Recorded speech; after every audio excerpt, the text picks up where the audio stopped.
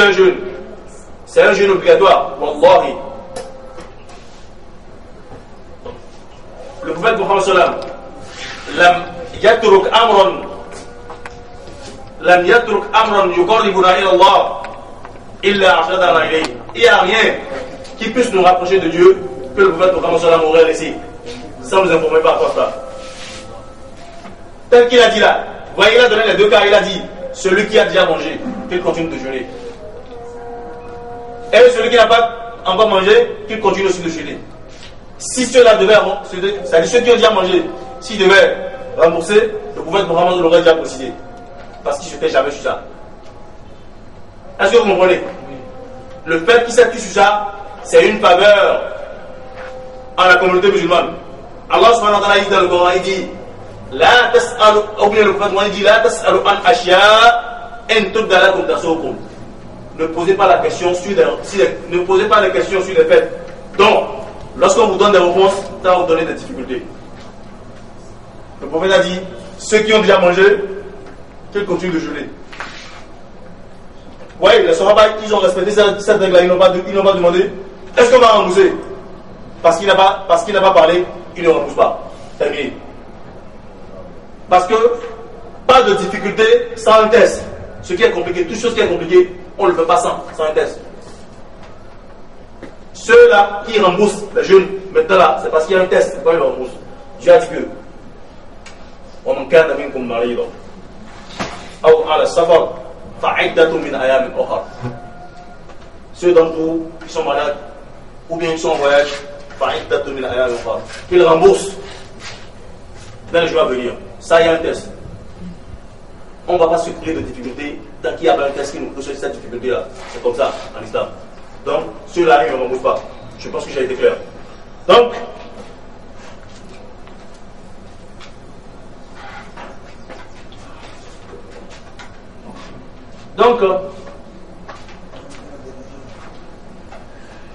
ce qui suit, le problème de chaque mois, voilà. Il y a quelqu'un qui a ses règles au premier de chaque mois grégorien. Ça, scientifiquement, c'est pas faisable. Scientifiquement, c'est irréalisable. Dit qu'il y a quelqu'un qui aura ses règles toujours au premier du mois grégorien, scientifiquement, c'est irréalisable. Pourquoi? Parce que parlant des règles, il y a des cycles réguliers et des cycles irréguliers. Lorsque le cycle est régulier, c'est pas réalisable. Lorsque le cycle aussi est irrégulier, cela n'est pas réalisable. Mais cela dit,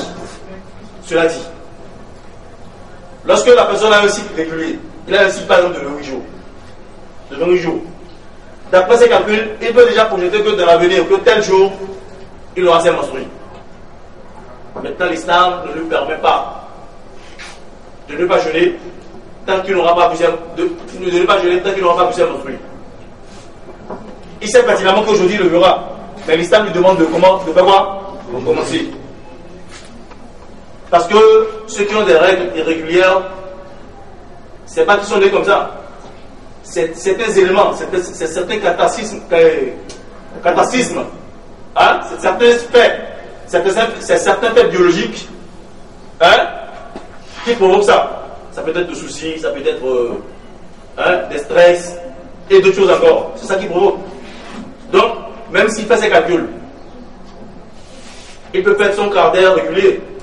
Son caractère régulier, là, il peut le faire 2 jours. Donc, il n'a pas à faire des calculs. Même si c'est qu'il doit commencer aujourd'hui, là, tant que cela n'est pas encore sorti, avant l'eau, il jeûne. Mais si ça sort, il arrête. Maintenant, je profite pour répondre à celui qui dit aussi qu'il a jeûné et qu'après le jeûne, il a déjà rompu. Et après maintenant, il touche ses menstrues.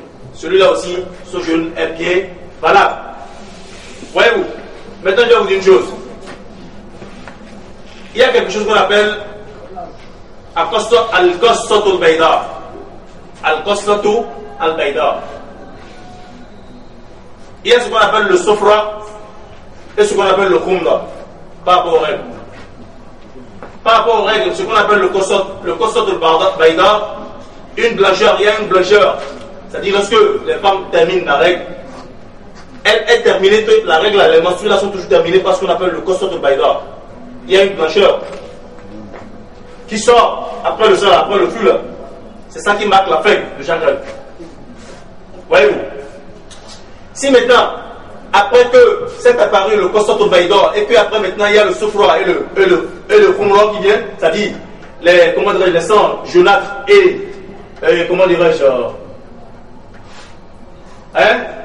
ce qui ressemble au noir, quand c'est ça qui sort après le blanc, si le blanc est déjà sorti, ça veut dire que la personne doit se laver.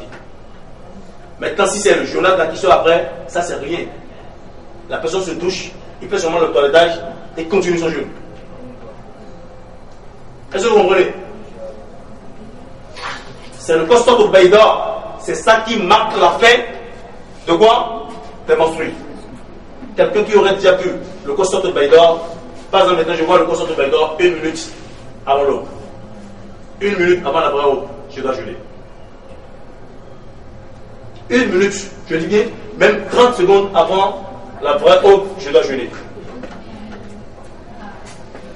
Et ce jeûne-là n'est pas conditionné par la consommation du repas, de la nourriture, de repas, de l'eau.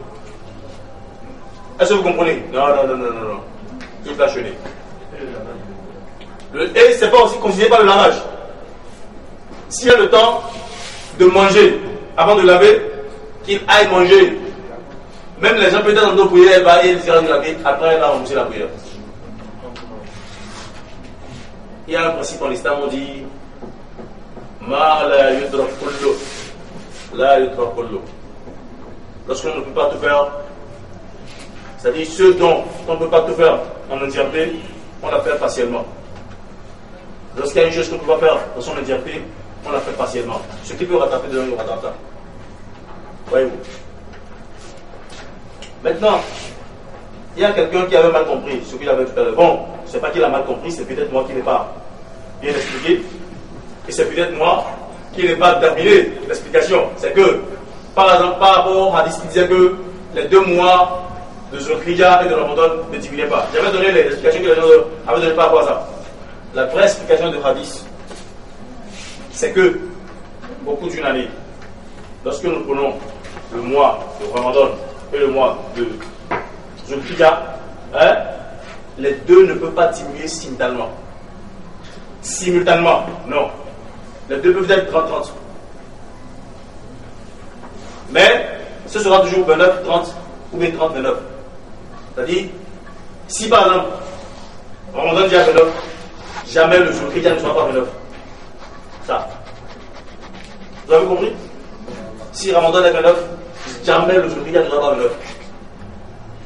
Si Ramadan est déjà 29, Zulhijjah sera 30.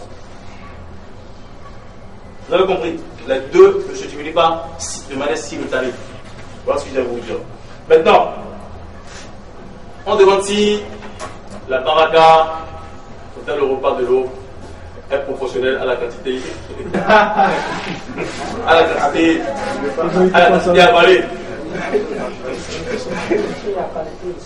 Lorsque la quantité est normale, c'est bien. Mais lorsque vous exagérez, vous avez encore le péché. Parce que le prophète Mohammed sallallahu alayhi wa sallam, il a dit: repartissez votre ventre en 3 parties.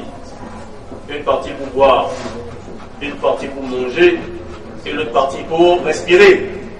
Donc quelqu'un qui remplit son ventre de manière exagérée ne peut pas la sunna. Aussi, les Sahaba ont dit que nous sommes une communauté. Nous ne mangeons pas jusqu'au moment où nous avons faim. Nous ne mangeons pas jusqu'au moment où nous avons faim.